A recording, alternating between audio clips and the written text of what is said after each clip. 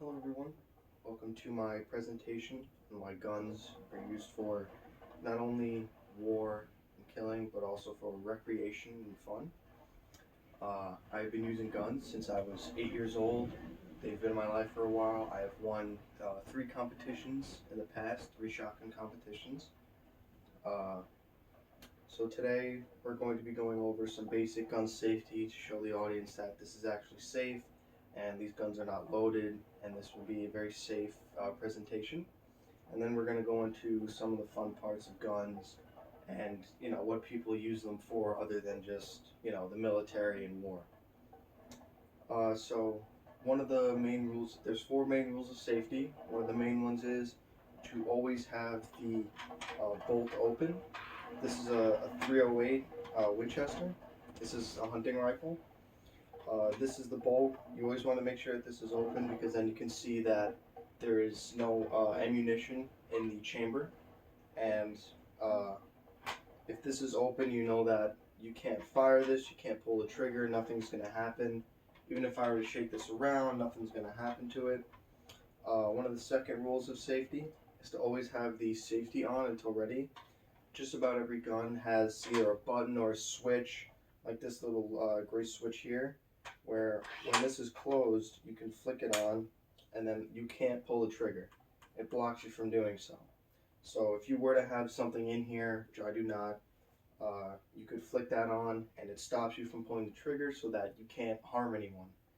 And then and I can't open this either. So if I were to take the safety off, I can open the bolt, and I usually have the safety off with the bolt open, because then I feel that's more safe than having, say, the thing closed, because then you forget if maybe you left something in there or something like that.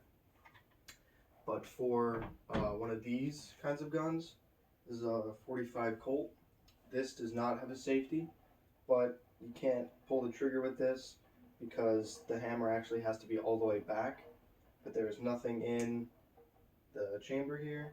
You have to have this cocked half back, and you can look through and see that there is nothing in here. This is not as safe as this one would be, but it is still safe because I know that there is nothing in here and this can't harm anyone.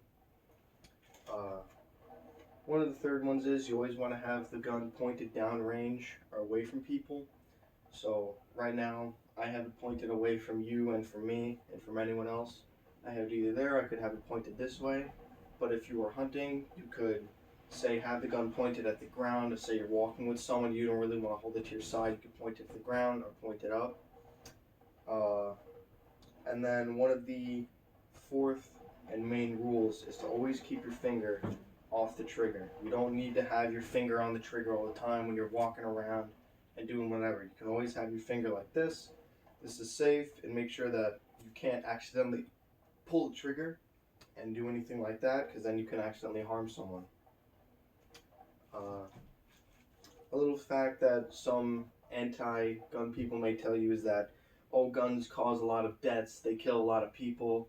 In fact, 65% of gun deaths are actually from suicides, and 34% are homicides, and then the other 1% are accidental or preventable. So that's if someone were to, say, not have the safety on and the gun was loaded, and they accidentally shot themselves or someone else that they didn't mean to. Now we're going to get into some of the different ways that people use guns, some of the fun ways. Personally, I have a cabin in the upstate of New York, and we set up our own range with a dirt mound that, makes sure it's safe so the bullets don't go past. And we would shoot targets of different kinds. We would shoot the paper bullseyes that some people would use. Me and my dad would have a competition with each other. We'd face off, see who's a better shot. We also shoot glass bottles and stuff like that. So it's kind of fun to see like a little glass bottle explode when you hit it. Or you can shoot like aerosol cans, like hairspray cans, empty paint cans, and sometimes that little bit of pressure that's still in them when you hit it, they'll fly up in the air, they'll spin around, you'll see a little paint splatter on the wood canvas behind you. I feel like it's very fun. Uh, and another way some people use is, of course, hunting. Some people have to hunt for their lives because they don't live near an area like we do. They can't just go to a Walmart and buy a nice roasted ham. or any toilet paper. They have to kind of hunt for what they need, their food for the day. Some other people, like I did, use them for competition. They shoot in shotgun competitions, like I did, where you shoot clay pigeon. It's a little round orange disc that is put into a machine, and then the machine throws it out, and then you have to hit it in midair.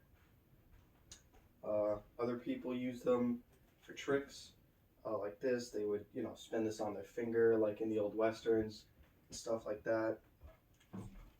And I'm really here to show you that not only hillbillies own guns, but I'm just an average Joe that owns guns, and we're not all crazy and whatnot. That is all the time we have for today, and I wanted to thank you for joining me, and I hope you all have a safe day and all this corona madness.